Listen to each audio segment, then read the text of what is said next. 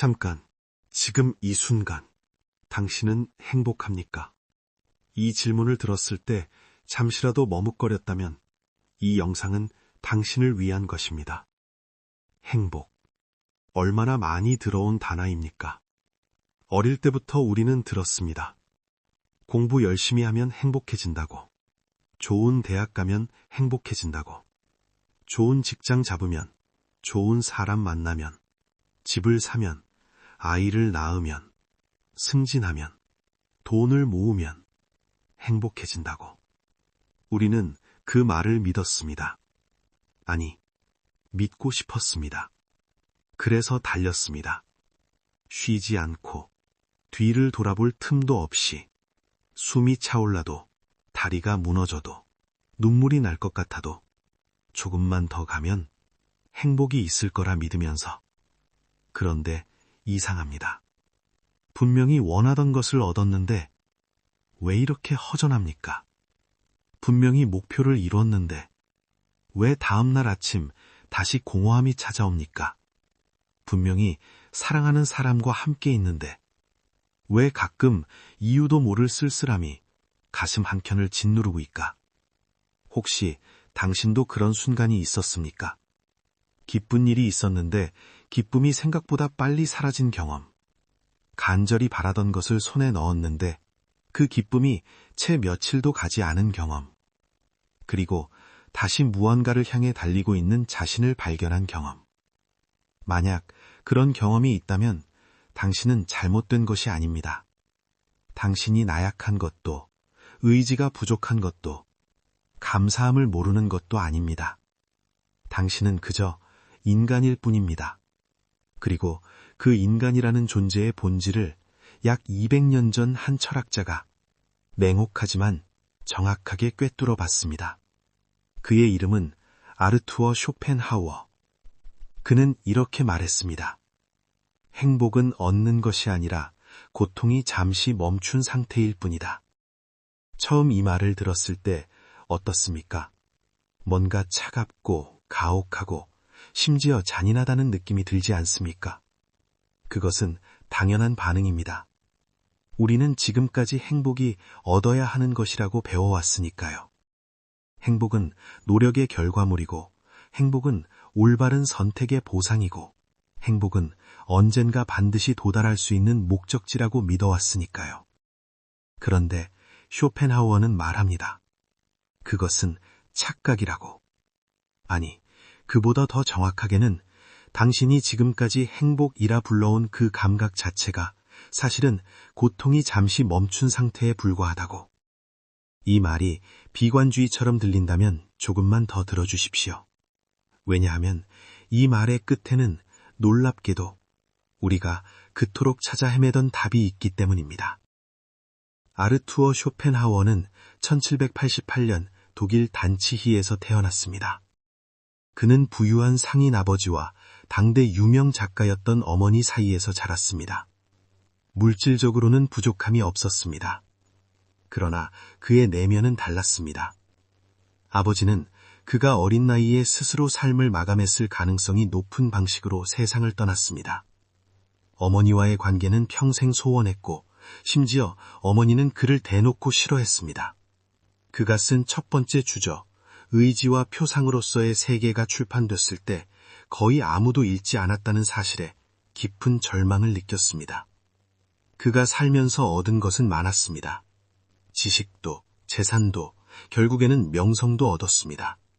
그러나 그는 끝까지 인간의 욕망과 고통의 본질을 탐구하는 것을 멈추지 않았습니다. 그 이유는 무엇이었을까요? 그는 알고 싶었던 것입니다.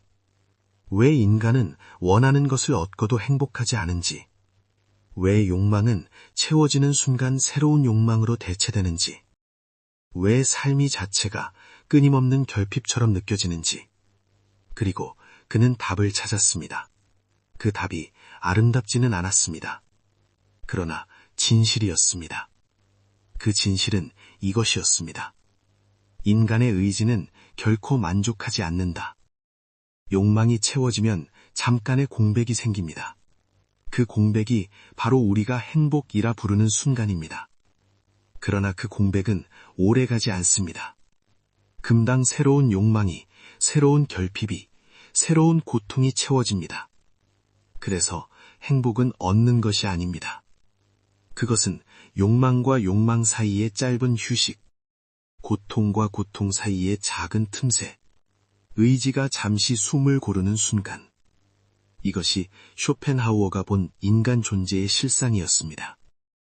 지금 당신의 하루를 떠올려 보십시오. 아침에 눈을 뜨면서부터 당신의 뇌는 쉬지 않습니다. 오늘 해야 할 일들, 아직 해결하지 못한 문제들, 사람들과의 관계에서 오는 걱정, 경제적인 불안, 건강에 대한 염려, 미래에 대한 두려움, 이 모든 것이 한꺼번에 몰려오는 아침의 무게감. 그것이 이미 작은 고통입니다. 그 하루 중 잠깐이라도 그 무게를 잊는 순간들이 있습니다. 맛있는 음식을 먹을 때, 좋아하는 음악이 흘러나올 때, 오랜 친구와 웃을 때, 따뜻한 햇살이 얼굴에 닿을 때, 그 순간들을 우리는 행복하다고 말합니다. 그러나 그것은 무언가를 얻은 상태가 아닙니다. 잠시 고통을 잊은 상태입니다. 걱정이 멈춘 상태, 결핍이 조용해진 상태, 불안이 잠시 자리를 비운 상태. 쇼펜하우어는 이것을 꿰뚫어 봤습니다. 그리고 이 통찰이 지금으로부터 200년 전의 말임에도 불구하고 오늘 당신의 가슴을 울리는 이유는 이것이 변하지 않는 인간의 본성이기 때문입니다. 자, 이제부터 더 깊이 들어가겠습니다. 이 말이 단순한 염세주의가 아니라는 것, 오히려 이 말이 당신의 삶을 어떻게 바꿀 수 있는지, 그리고 쇼펜하우어가 이 말을 통해 진정으로 하고 싶었던 이야기가 무엇인지를 이 영상이 끝날 때쯤 당신 스스로 느낄 수 있게 될 것입니다. 계속 함께해 주십시오. 우리는 태어나면서부터 원합니다. 갓난아기는 배가 고프면 웁니다. 그것이 최초의 욕망입니다. 그리고 그 욕망이 충족되면 젖을 먹으면 아기는 잠시 조용해집니다. 그 조용함이 바로 행복의 원형입니다. 결핍, 욕망, 충족, 잠시의 평화, 다시 결핍. 이 순환은 인간이 태어나는 순간부터 죽는 순간까지 계속됩니다. 배가 고프면 먹고 싶어집니다. 먹으면 잠시 행복합니다. 그러나 몇 시간이 지나면 다시 배가 고파집니다. 외로우면 누군가가 그리워집니다. 그 사람을 만나면 잠시 따뜻합니다. 하지만 헤어지는 순간 또 외로움이 밀려옵니다. 무언가가 갖고 싶어집니다. 손에 넣으면 잠시 기쁩니다. 그러나 그 기쁨은 금방 식고 더 크고 더 좋은 것이 갖고 싶어집니다. 이것을 쇼펜하우어는 의지라고 불렀습니다. 그는 말했습니다. 우주의 근본, 존재의 본질은 맹목적인 의지라고. 아무 목적도, 아무 끝도 없이 끊임없이 무언가를 원하고, 갈구하고, 추구하는 그 에너지. 그리고 인간은 그 의지의 노예입니다. 우리가 원한다고 생각하는 것들, 돈, 명예, 사랑, 성공, 그것들은 사실 우리가 선택한 것이 아닙니다. 우리 안에 내재된 욕망의 의지가 우리를 그쪽으로 밀어붙이는 것입니다. 우리는 자유의지로 달리는 것 같지만 사실은 욕망이라는 채찍에 맞아 달리는 것입니다. 이 말이 가혹하게 들린다면 당신의 삶을 한번 솔직하게 돌아보십시오. 25살, 당신은 원했습니다. 좋은 직장을. 그래서 밤을 새워 공부했고 수백 장의 이력서를 냈고 수십 번의 면접을 봤습니다. 마침내 원하던 직장에 들어갔을 때 그 기쁨은 얼마나 갔습니까? 한 달? 3달? 30살, 당신은 원했습니다. 사랑을. 누군가와 함께하는 삶을. 그래서 많은 만남을 가졌고 설레고 상처받고 다시 용기를 냈습니다. 마침내 좋은 사람을 만나 함께하게 됐을 때 그 행복감은 얼마나 갔습니까? 1년? 2년? 35살, 당신은 원했습니다. 집을, 내 손간을. 매달 나가는 월세가 아까웠고 언제까지 이렇게 살 수 없다는 불안이 있었습니다. 수년간의 절약 끝에 마침내 집을 샀을 때 그 뿌듯함은 얼마나 갔습니까? 40살. 당신은 원했습니다. 더 큰 집을. 이것입니다. 욕망은 결코 멈추지 않습니다. 채워지면 커집니다. 커지면 다시 채워야 합니다. 그 순환의 끝은 없습니다. 그리스 미터에 시시포스라는 인물이 나옵니다. 그는 신들의 분노를 사서 영원한 벌을 받았습니다. 그 벌이란 거대한 바위를 산 정상까지 밀어 올리는 것이었습니다. 그러나 정상에 다다르는 순간 바위는 다시 아래로 굴러떨어집니다. 새로운 욕망이라는 이름으로. 그리고 우리는 다시 아래로 내려가서 밀어 올려야 합니다. 영원히. 쇼펜하우어는 이 신화를 인간의 욕망에 비유했습니다.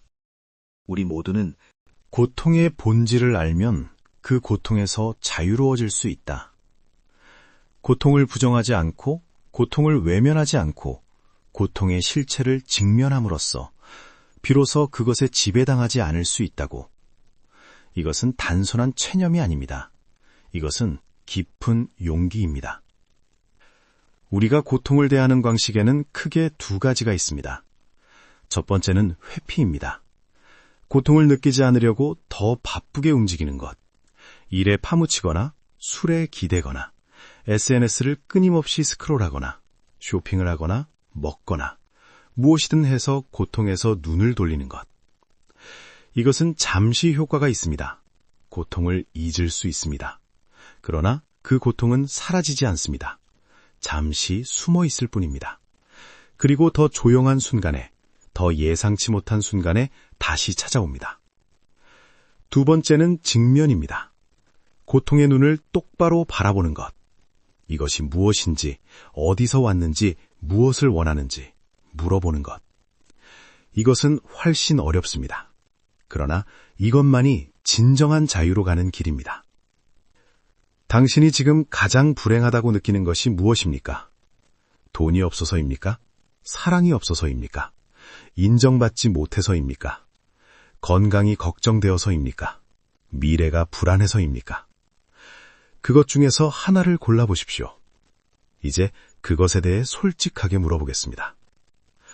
만약 그것이 해결된다면 영원히 행복해질 수 있습니까? 잠시 멈추고 생각해 보십시오. 돈이 충분해진다면 다음엔 더 많은 돈이 필요해지지 않겠습니까? 사랑하는 사람이 생긴다면 그 사람을 잃을까봐 두려워지지 않겠습니까? 인정을 받는다면 그 인정이 계속될지 불안해지지 않겠습니까? 욕망은 충족되는 순간 다음 욕망으로 이동합니다. 이것을 직면하는 순간 무언가가 달라집니다. 동양 철학, 특히 불교에는 쇼펜하우어와 놀랍도록 유사한 통찰이 있습니다. 쇼펜하우어 스스로도 불교와 힌두 철학에 깊이 영향을 받았다고 밝혔습니다. 불교의 핵심 가르침 중 하나가 바로 두카입니다. 삶은 본질적으로 고통스럽다는 것, 그리고 그 고통의 원인은 욕망, 즉 탐욕이라는 것. 그러나 불교가 말하는 것은 욕망을 없애라는 것이 아닙니다. 욕망의 본질을 통찰하여 욕망에 집착하지 않는 것입니다. 이것을 무집착이라고 합니다. 무집착은 무관심이 아닙니다. 아무것도 원하지 않는 것이 아닙니다.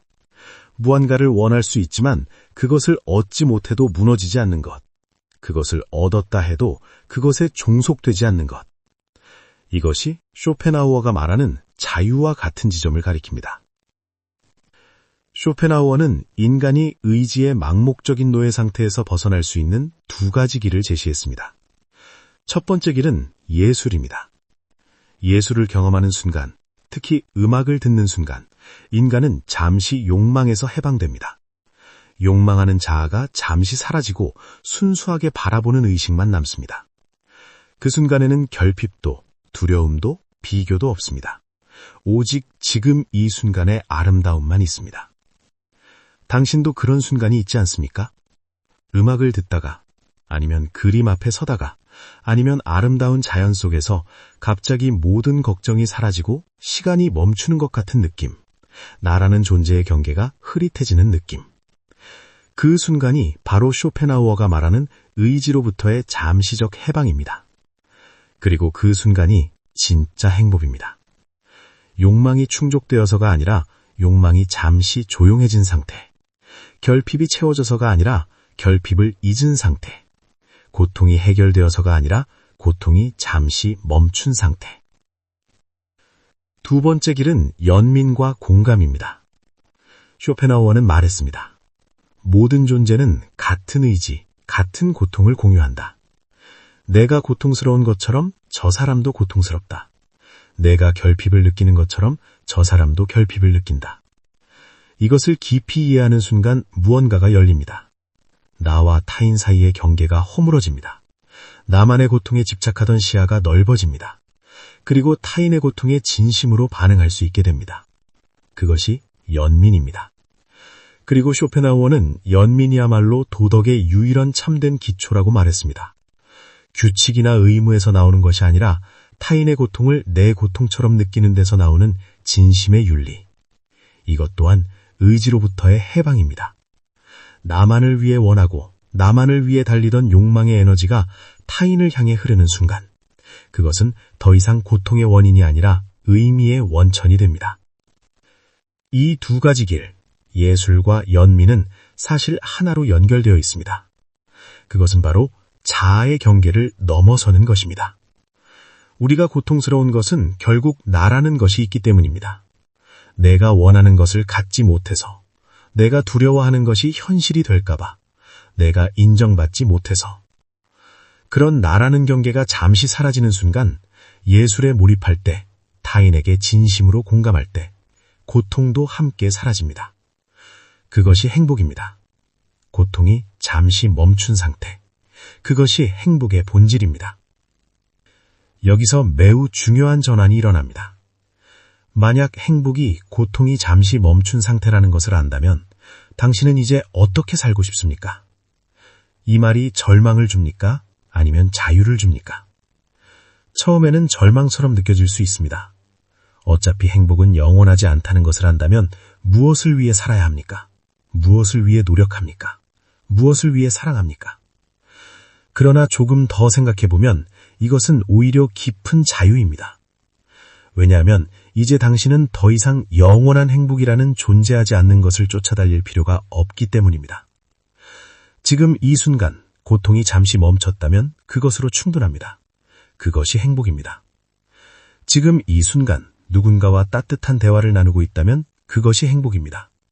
지금 이 순간 맛있는 것을 먹으며 위로받고 있다면 그것이 행복입니다. 지금 이 순간 좋아하는 음악이 흐르고 있다면 그것이 행복입니다. 미래 어딘가의 행복이 아니라 지금 여기에 이 순간. 스토아 철학자 마르쿠스 아우렐리우스는 이런 말을 남겼습니다. 지금 네가 가진 것들을 잃는 상상을 해봐. 그러면 지금 네가 가진 것들이 얼마나 소중한지 알게 될 것이다. 이것은 쇼펜하우어의 통찰과 같은 방향을 가리킵니다. 우리는 가지고 있는 것을 당연하게 여깁니다. 건강이 있을 때는 건강의 소중함을 모릅니다. 사랑하는 사람이 곁에 있을 때는 그 사람의 소중함을 잊습니다. 평범한 오늘이 얼마나 특별한지 우리는 대부분의 시간 동안 모릅니다. 그러다 잃고 나서야 알게 됩니다. 그러나 그때는 너무 늦습니다. 쇼펜하우어의 통찰은 이것입니다. 잃기 전에 알 수 있다는 것. 고통의 본질을 이해함으로써 고통이 찾아오기 전에 고통이 없는 지금 이 순간의 가치를 알 수 있다는 것. 또 한 가지 매우 중요한 이야기를 해야 합니다. 쇼펜하우어는 고독에 대해 많이 이야기했습니다. 그는 평생 거의 홀로 살았습니다. 친밀한 인간관계를 거의 갖지 않았습니다. 그리고 그는 말했습니다. 고독이야말로 지혜로운 자에게 어울리는 삶의 방식이라고. 그러나 이것을 오해하면 안 됩니다. 그가 말하는 고독은 외로움이 아닙니다. 타인이 싫어서 혼자 있는 것이 아닙니다. 그것은 자기 자신과 함께할 수 있는 능력입니다. 조용한 시간 속에서 자신의 내면을 들여다볼 수 있는 것. 타인의 시선이나 인정 없이도 자신과 평화롭게 있을 수 있는 것. 군중의 소음에서 벗어나 자신의 생각과 감각에 깨어있는 것. 이것이 진정한 고독입니다. 그리고 이 고독의 능력이 있는 사람은 타인에게 과도하게 의존하지 않습니다. 인정을 구걸하지 않습니다. 두려움에서 나오는 관계가 아니라 자유로운 선택에서 나오는 관계를 맺습니다. 이것이 쇼펜하우어가 말하는 또 다른 자유입니다. 이제 당신에게 묻겠습니다. 혼자 있는 것이 불편합니까? 아무것도 하지 않고 그냥 있을 때 견디기 어렵습니까? 핸드폰을 열지 않으면 불안합니까? 잠깐의 침묵이 두렵습니까? 만약 그렇다면 당신 안에 무언가가 있습니다. 잠시 들여다보기 두려운 무언가가. 그것이 무엇인지 알기 위해서는 그 고독의 시간이 필요합니다. 도망가지 않고 그 불편함과 함께 앉아있는 시간. 그것이 자기 자신과 만나는 시간입니다. 이 부분에서 쇼펜하우어 철학의 가장 아름다운 역설이 등장합니다. 고통을 직면하는 것이 고통을 줄입니다. 불안을 외면하면 불안이 커집니다. 두려움에서 달아나면 두려움이 더 크게 자랍니다. 그러나 불안의 눈을 바라보면 그것이 생각보다 작다는 것을 알게 됩니다. 두려움 앞에 서면 그것이 상상만큼 압도적이지 않다는 것을 느낍니다. 이것은 심리학이 오랜 연구 끝에 밝혀낸 사실이기도 합니다. 불안을 회피할수록 불안이 강화됩니다. 반면 불안을 직면하고 수용할수록 그 강도가 감소합니다. 이것을 심리적 유연성이라고 부릅니다. 쇼펜하우어는 이미 200년 전에 이것을 철학적으로 알았습니다. 자, 지금까지 우리는 욕망의 본질을 보았고, 고통의 본질을 보았고, 그리고 그 고통으로부터 자유로워지는 길을 보았습니다. 이제 마지막 이야기로 넘어갈 타임입니다. 이 모든 것이 당신의 지금, 오늘, 이 순간 어떤 의미를 가지는지, 그리고 쇼펜하우어가 그 가혹한 진실 너머에서 진정으로 말하고 싶었던 것이 무엇인지. 이 영상이 쇼펜하우어는 말년에 이런 말을 남겼습니다. 가장 큰 지혜는 당신이 지금 가진 것을 즐기는 것이다. 그리고 모든 비교의 고통에서 가능한 한 멀어지는 것이다. 이 말이 그의 청년기의 철학과 얼마나 다릅니까? 젊은 쇼펜하우어는 세상의 고통과 인간의 어리석음에 분노했습니다. 그러나 나이가 들면서 그의 철학은 부드러워졌습니다. 냉혹한 진실을 받아들인 끝에 도달한 온기가 생겼습니다. 고풍의 본질을 알면 타인의 고통에 연민을 가질 수 있습니다. 욕망의 맹목성을 알면 자신의 욕망을 조금 더 여유 있게 바라볼 수 있습니다. 행복이 영원하지 않다는 것을 알면 지금 이 순간의 작은 행복이 더 소중하게 느껴집니다. 이것이 그의 철학이 주는 역설적인 선물입니다. 이제 당신의 삶으로 돌아옵시다. 당신은 지금 무엇을 쫓고 있습니까? 그것을 얻으면 행복해질 것이라고 믿습니까? 이제 당신은 알고 있습니다. 그것을 얻어도 행복은 영원하지 않다는 것을, 그 행복도 결국은 고통이 잠시 멈춘 상태에 불과하다는 것을. 그렇다면 무엇이 달라져야 합니까? 달려가는 것을 멈추라는 것이 아닙니다. 목표를 포기하라는 것이 아닙니다. 원하는 것을 버리라는 것이 아닙니다. 다만 이것입니다. 달려가면서 지금 이 발 아래 땅을 느끼라는 것.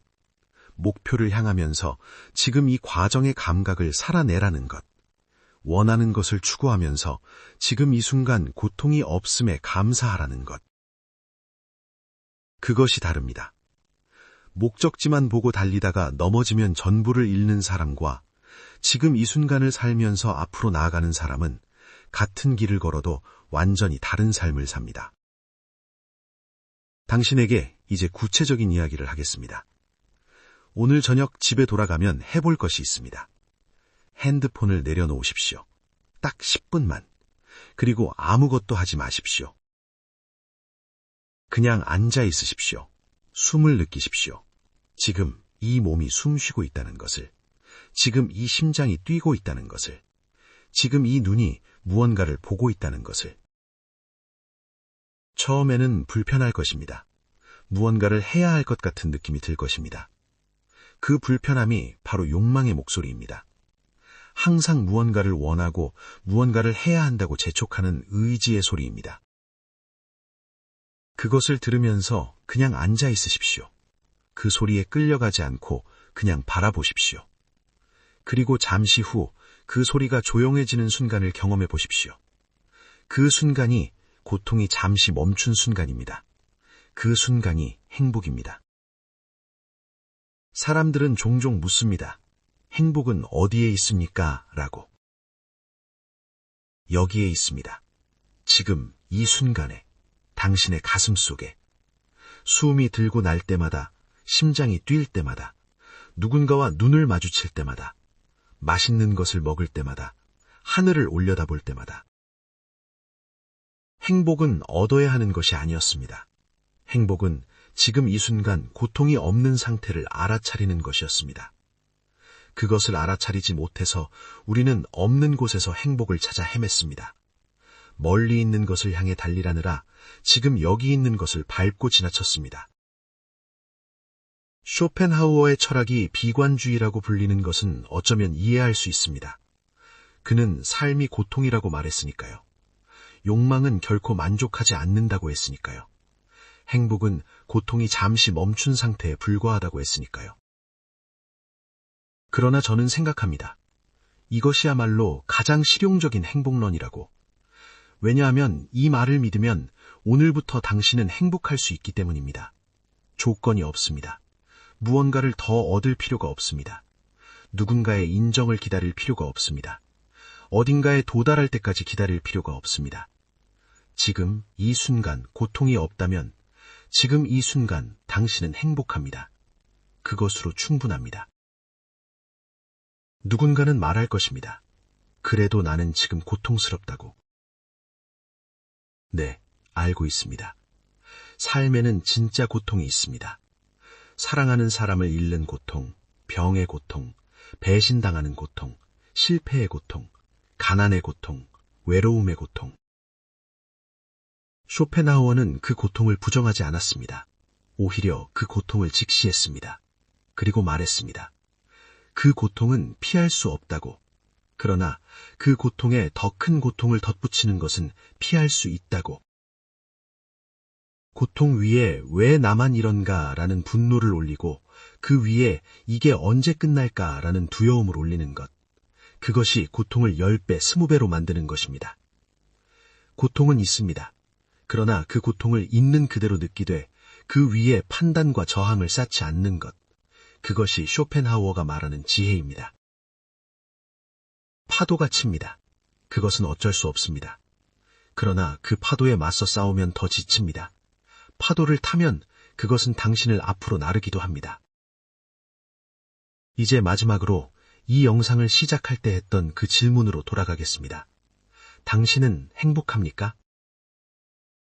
지금 이 질문을 다시 들었을 때 처음과는 조금 다른 느낌이 있지 않습니까?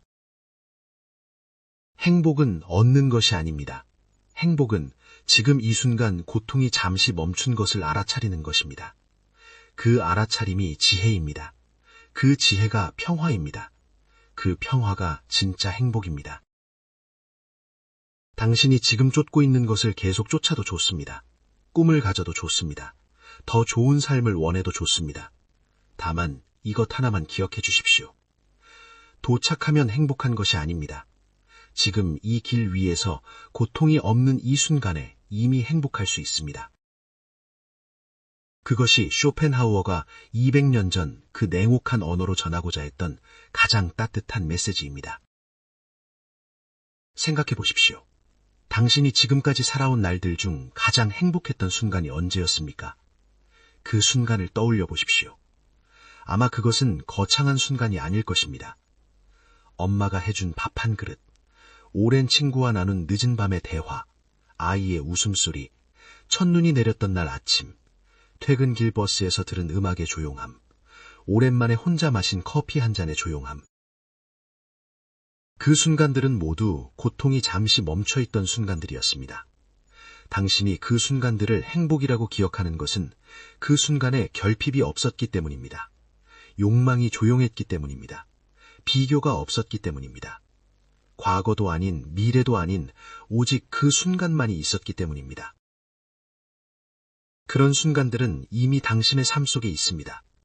그리고 오늘도 내일도 그런 순간들은 찾아올 것입니다.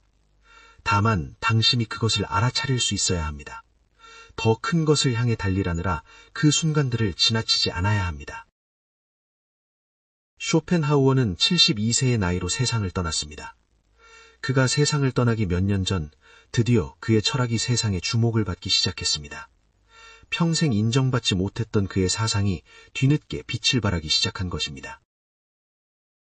그가 그 인정을 받으며 어떤 표정이었는지 우리는 알 수 없습니다. 그러나 그의 철학을 공부한 사람들은 말합니다. 그는 말년에 상당히 평온했다고, 집에서 강아지와 함께 있는 것을 즐겼고 음악을 들었고 조용한 생활 속에서 사색했다고. 어쩌면 그는 스스로 그 답에 도달했을지도 모릅니다. 욕망으로부터의 자유, 고독 속의 평화, 지금 이 순간의 작은 것들 속에 있는 행복. 이 영상을 처음부터 함께 해주신 분들께 마지막으로 이 말을 전하고 싶습니다. 당신이 지금까지 달려온 것, 그것은 잘못된 것이 아닙니다. 당신이 원해온 것들, 그것은 부끄러운 것이 아닙니다. 당신이 아직도 원하는 것들, 그것을 포기할 필요는 없습니다. 다만 오늘부터 아주 조금만 달리해봐 주십시오. 도착하면 행복한 것이 아니라 지금 이 길 위에서 고통이 없는 이 순간에 이미 행복할 수 있습니다. 누군가는 당신을 사랑해 줄 때 행복한 것이 아니라 지금 이 순간 당신이 누군가를 사랑하고 있다는 사실 그 자체에서 행복을 찾아주십시오. 무언가를 이루었을 때 행복한 것이 아니라 지금 이 순간 살아있다는 사실에서, 고통이 없다는 사실에서 충분함을 느껴주십시오. 행복은 얻는 것이 아닙니다. 행복은 고통이 잠시 멈춘 상태를 알아차리는 것입니다. 그리고 그 알아차림은 오늘, 지금 이 순간부터 당신의 것입니다. 아르투르 쇼펜하우어. 그는 200년 전 인간의 가장 깊은 곳을 들여다봤습니다. 그리고 말했습니다. 삶은 고통이지만 그 고통의 본질을 알면 그것으로부터 자유로울 수 있다고. 그 자유가 행복이라고. 그 행복이 지금 이 순간에 있다고. 오늘 이 영상이 당신의 삶의 작은 쉼표가 되었으면 합니다. 달리다가 잠깐 멈추는 쉼표, 숨을 고르는 쉼표, 지금 이 순간을 느끼는 쉼표. 그 쉼표 속에서 고통이 잠시 멈춰 있음을 느끼십시오. 그것이 행복입니다. 감사합니다. 행복은 얻는 것이 아니라 고통이 잠시 멈춘 상태일 뿐이다. 아르투르 쇼펜하우어, 1888년, 1960년.